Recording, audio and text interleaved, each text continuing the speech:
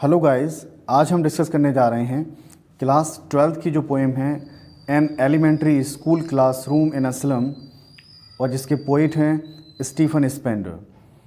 आज हम डिस्कस करेंगे इसके स्टैंजा बेस्ड क्वेश्चन आंसर्स को, जो एग्ज़ाम के पॉइंट ऑफ व्यू से बहुत अधिक इम्पोर्टेंट हैं।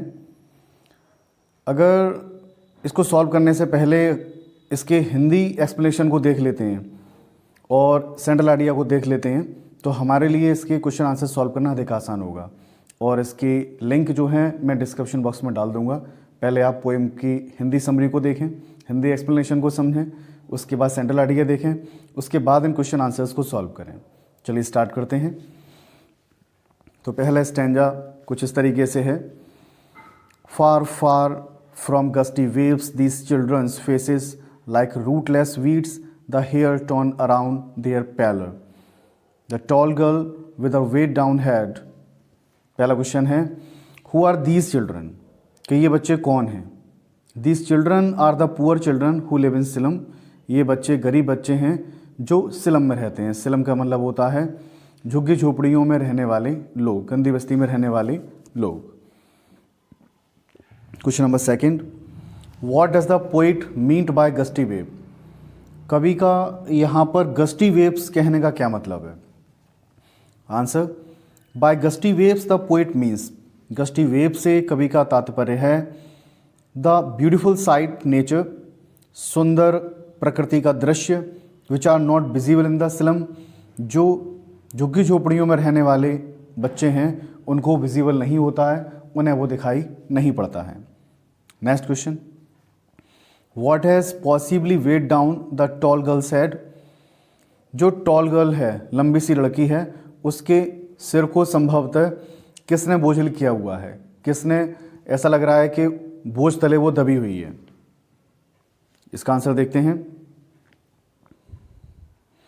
The tall girl's head has possibly been weighed down, जो लंबी लड़की है उसका जो सिर है संभवतः वो बोझिल हो गया है बाय बीइंग बर्डन्ड, किसके वजह से, विद सैड थॉट्स, ठीक है, दुखी विचारों के वजह से, अबाउट हर मिसफॉर्चून्स, जो दुर्भाग्य से भरे हुए हैं, which is making her feel depressed, और जिस चीज़ ने उसे कैसा महसूस करा है, डिप्रेस्ड, अवसादग्रस्त महसूस करा दिया है उसे। Question number 4, identify the figure of speech use these lines, अगर हम इस स्टैंजा में फिगर ऑफ स्पीच की बात करें तो फिगर ऑफ स्पीच कौन सी है।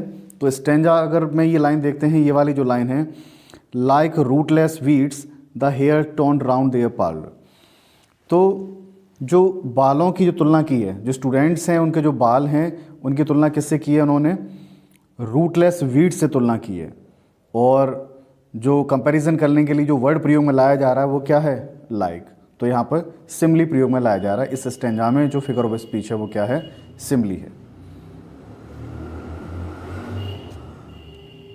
Stanza number second, the stunted unlucky ear of twisted bones, reciting a father's gnarled diseases, his lesson from his desk at back of dim class, one unnoted, sweet and young, his eyes live in a dream of squirrel's game in tree room other than this. Question number 1, who is the unlucky heir, जो दुर्भाग्यशाली है उत्तराधिकारी वो कौन है। Year का मतलब क्या होता है, उत्तराधिकारी। The boy who has a stunted growth, लड़का जिसकी ग्रोथ कैसी है, अविकसित, विद ट्विस्टेड बोन्स, और हड्डियां कैसी हो गई हैं, मुड़ गई हैं, sitting in a slum classroom, जो बैठा हुआ है क्लासरूम में। कौन सी क्लासरूम में, जो झुग्गी झोपड़ियों के लिए बने हुए स्कूल हैं उनके क्लासरूम की बात कर रहे हैं। इज़ द अनलकी ईयर, वो कौन है, वो एक दुर्भाग्यशाली उत्तराधिकारी है। Next question, what has he inherited, और जो दुर्भाग्यशाली बालक है उसे विरासत में क्या मिला है। ही has inherited the arthritis of his father, उसे विरासत में क्या मिला है, उसे विरासत में गठिया रोग मिला है उसके पिता के द्वारा। As a result his growth remains stunted, और परिणाम स्वरूप उसका जो विकास है वो कैसा हो गया, अविकसित हो गया है, रुक गया है। Who is sitting at the back of the dim class, और जो डिम क्लास है, डिम क्लास का मतलब है एक ऐसी क्लास जिसमें रोशनी अपर्याप्त रूप से हो, पर्याप्त रूप से रोशनी ना हो। उसमें पीछे कौन बैठा हुआ है? Answer, a sweet young boy sitting, एक बहुत ही प्यारा सा बच्चा बैठा हुआ है at the back of the dim class, class में सबसे पीछे। ही इज़ डे ड्रीमिंग, वह दिवा स्वप्न देख रहा है। ऑफ स्क्वायरस, गिलहरी के। प्लेइंग इन द ट्री, जो कि पेड़ पर खेल रही है। What quality of the unlucky air is डेपिक्टेड in the stanza, जो दुर्भाग्यशाली उत्तराधिकारी है उसकी कौन सी क्वालिटी को स्टेंजा में वर्णन किया गया है? The unlucky air is डेपिक्टेड with twisted bones, जो दुर्भाग्यशाली उत्तराधिकारी है विद ट्विस्टेड बोन्स, जिसकी हड्डियां मुड़ गई हैं, टेढ़ी पड़ गई हैं। Which he has inherited from his father, और जो बीमारी इसने मिली है, किससे मिली है? वो विरासत में उसके पिता के द्वारा मिली है।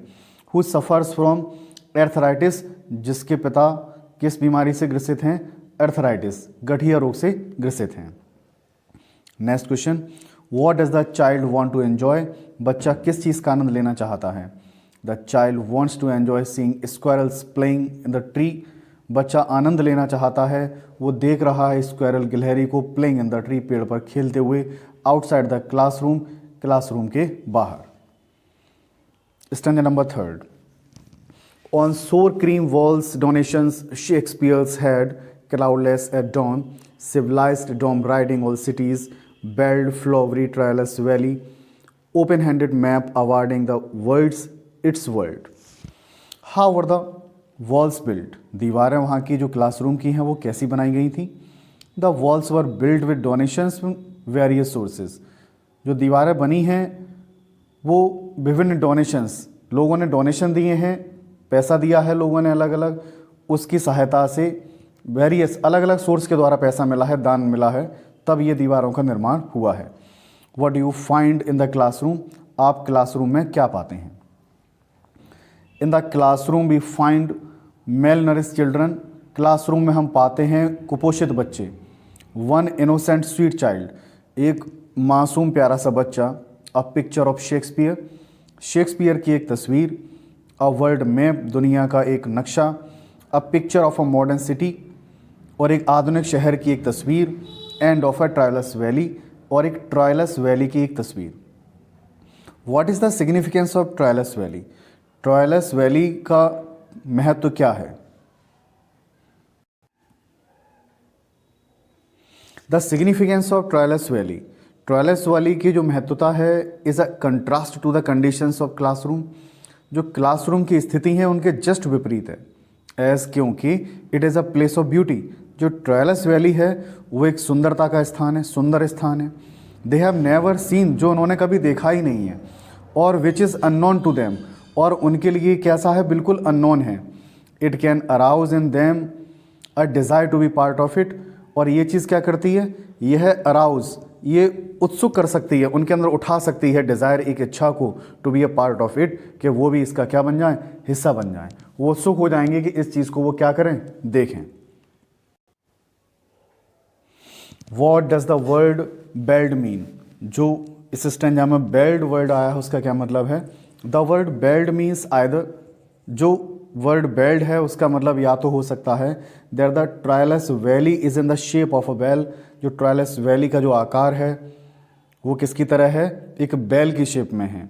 और दैट देयर आर बेल्स, या जो बेल्स हैं अराउंड द ग्रेजिंग काउज, जो गायें चर रही हैं वैली में, घाटी में, या उससे तात्पर्य है। दो चीज़ों से ये मतलब है। स्टैंजा नंबर 4 देखते हैं।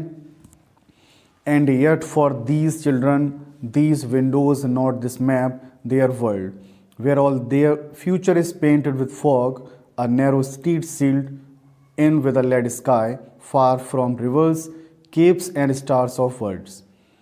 Question number 1, who are the children referred to here? यहाँ पर जो बच्चे हैं, who are the children, जो children word है वो रेफर किया गया है यहाँ पर, वो बच्चे कौन हैं, मतलब किन बच्चों के बारे में यहाँ पर बातचीत चल रही है? The children refer to here, जो वर्ड चिल्ड्रन है वो यहाँ पर रेफर करता है किसके लिए? आर द पुअर चिल्ड्रन, गरीब बच्चों के लिए। लिविंग इन द स्लम, जो इन झुग्गी झोपड़ियों में, इन मलिन बस्ती में वो रह रहे हैं। विच इज़ देयर वर्ड, उनकी दुनिया कौन सी है उन बच्चों की? देयर वर्ल्ड इज़ डल, उनकी जो दुनिया है वो कैसी है, एकदम डल है। अनप्लीजेंट है, कहने का मतलब है दुखद है बहुत ज़्यादा। क्लासरूम, अनप्लीजेंट क्लासरूम, क्लासरूम कैसा है, एकदम अनप्लीजेंट है, सुहावना नहीं है। And it's Windows amongst the dirty surroundings of the slum, और अगर विंडो की बात करें, अगर हम विंडो के बाहर झांक कर देखते हैं तो चारों तरफ क्या है, एक डर्टी सराउंडिंग्स है, एक गंदा वातावरण है और स्लम गंदी झुग्गी झोपड़ियों का। How is their life different from that of other children, उनका जीवन अन्य बच्चों के जीवन से किस प्रकार अलग है। The children of the slum, जो स्लम बच्चे हैं, आर एमेंसिएटेड, वो क्या हैं, वो एकदम कमज़ोर हैं। एंड पॉवर्टी स्ट्राइकन, और गरीबी झेले हुए हैं, ठीक, गरीबी से पीड़ित हैं। As against the other children, और इनके विपरीत अगर दूसरे बच्चों की बात करें, वो आर हेल्दी, वो कैसे हैं, हेल्दी हैं। And have all the comforts and luxuries of life, और उनको सभी आराम है और विलासता भरा जीवन है उनका। The life of the slum children is filled, और जो स्लम बच्चे हैं उनका जो जीवन है, इज़ फिल्ड, वो भरा हुआ है विद डार्कनेस, अंधकार से, एंड होपलेसनेस, निराशा से। Why is the future of these children painted with a fog, इन बच्चों का जो भविष्य है वो कोहरे से पेंट क्यों किया गया है। The future of these children, इन बच्चों का जो भविष्य है, इस डार्क, वो अंधकार से भरा हुआ है। अनसर्टेन, अनिश्चित है। मीनिंग, इसका मतलब है that it can not be seen, कि उसे देखा नहीं जा सकता है। सो द पोइट सेज, इसीलिए पोइट कहता है it is painted with the fog, कि इसे पेंट किया गया है, किससे, फॉग से पेंट किया गया है, कोहरे से पेंट किया गया है। Which map is the poet talking about in the above lines, जो ऊपर लाइन दी गई हैं उसमें किस मैप के बारे में वो बात कर रहा है। The poet is talking about the map of the world, यहाँ पोइट बात कर रहा है मैप ऑफ द वर्ल्ड, दुनिया के मैप के बारे में। हंग इन द क्लासरूम, जो क्लासरूम में लटका हुआ है। What sorts of future do the slum children have, जो मलिन बस्तियाँ हैं उनके जो बच्चों का भविष्य है वो कैसा है, किस प्रकार का है। The slum children have a dark and uncertain future, जो स्लम बच्चे हैं वो एकदम, उनका जो फ्यूचर है वो कैसा है, अंधकार भरा है, अनसर्टेन और अनिश्चित है। Stanza number 5, with ships and sun and love tempting them to steal for lives and slyly turned in their cramped holes from fog to endless night, who are them referred to this to in the first line। जो them word है वो किसे कहकर संबोधित किया गया है यहाँ पर। them here refers to the poor, जो them वर्ड है वो संकेत करता है गरीबों की ओर।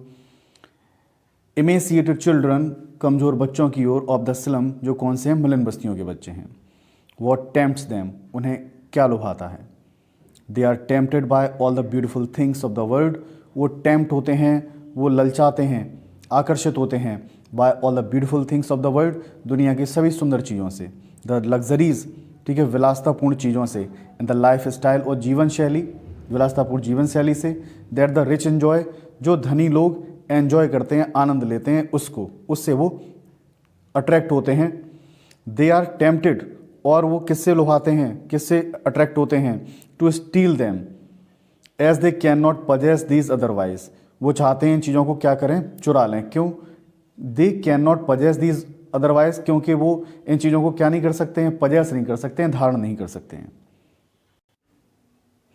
What does the poet say about their lives, कवि उनके जीवन के बारे में क्या कहता है।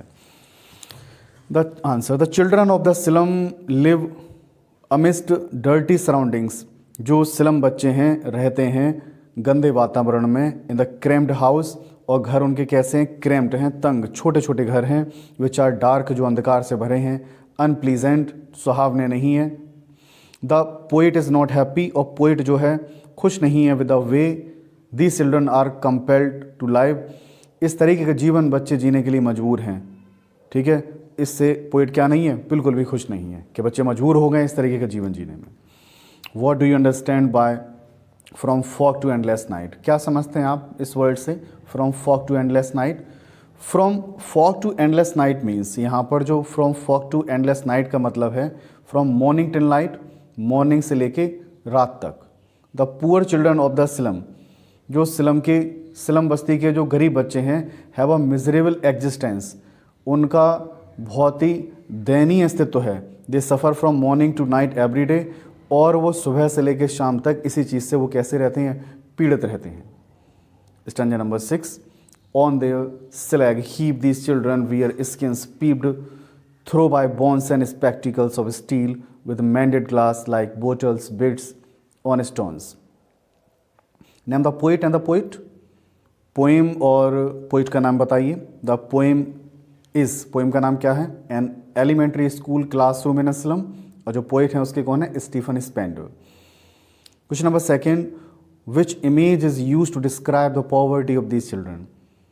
Which image is used? कौन सी image प्रयोग में लाई जाती है टू डिस्क्राइब, वर्णन करने के लिए, the poverty of these children, इन बच्चों की गरीबी की। The image used to describe, image प्रयोग में लाई जाती है वर्णन करने के लिए, of the poverty of these children, इन बच्चों की गरीबी को।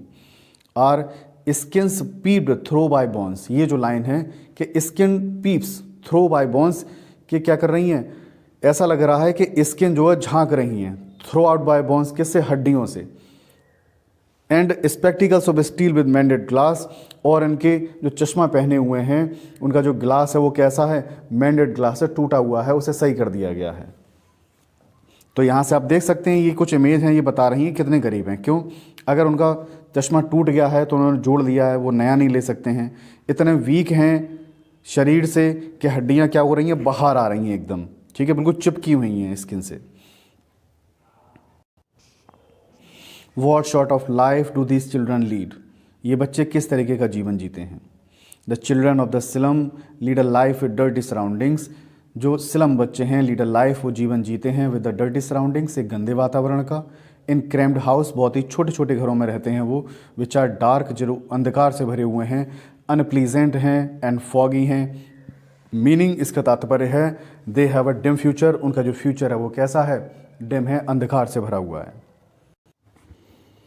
Question number 4, identify the name of the figure of speech used in line 3। तीसरी लाइन में कौन सी फिगर ऑफ स्पीच यूज में लाई गई है? चलिए तीसरी लाइन देखते हैं।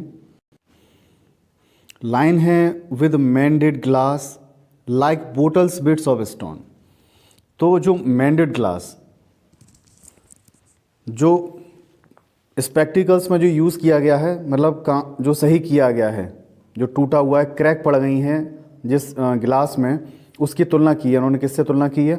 बोटल बिट्स ऑन स्टोन, जो बोतल टूट जाती है स्टोन पर गिरने से, उससे तुलना की गई है। तो मेंडेड ग्लास की तुलना की गई है किससे? बोटल बिट्स से। और प्रयोग किया जा रहा है, जो वर्ड प्रयोग में लाया जा रहा है वो लाया जा रहा है लाइक। और जब दो चीज़ों की तुलना की जा रही हो और सो लाइक एस का प्रयोग किया जा रहा हो तुलना के लिए, तो वहाँ पर क्या होता है? सिम्बली। तो यहाँ पर क्या है? सिम्बली है। वैसे जो पोएम हमने पढ़ाई है, आप उसका हिंदी एक्सप्लेनेशन देखते हैं तो मैंने लाइन बाय लाइन उसमें फिगर ऑफ स्पीच भी बताई हैं। पहले आप उस वीडियो को देखें ढंग से, उसके बाद क्वेश्चन आंसर सॉल्व करेंगे तो आपको अच्छे समझ में आएगा।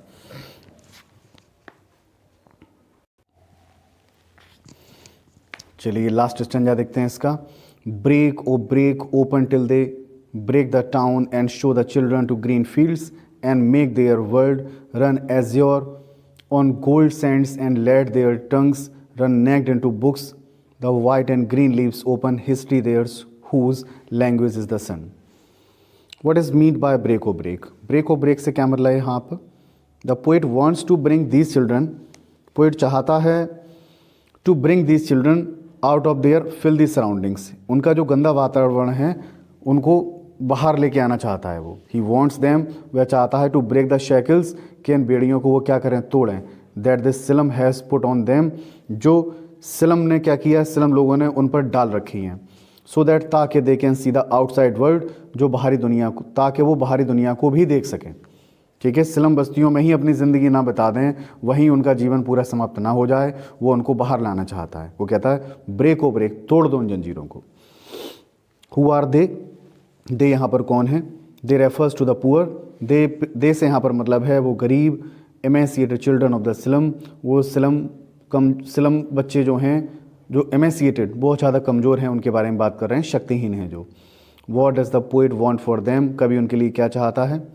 द पोइट वॉन्ट्स, कभी चाहता है that these children should be properly educated, कि ये बच्चे उचित रूप से, प्रॉपरली तरीके से उनको शिक्षा मिले।